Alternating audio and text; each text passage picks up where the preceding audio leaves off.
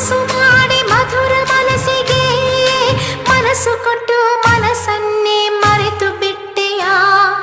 ಮನಸ್ಸು ಕೊಟ್ಟು ಮನಸ್ಸೊಳಗೆ ಕುಳಿತು ಬಿಟ್ಟೆಯ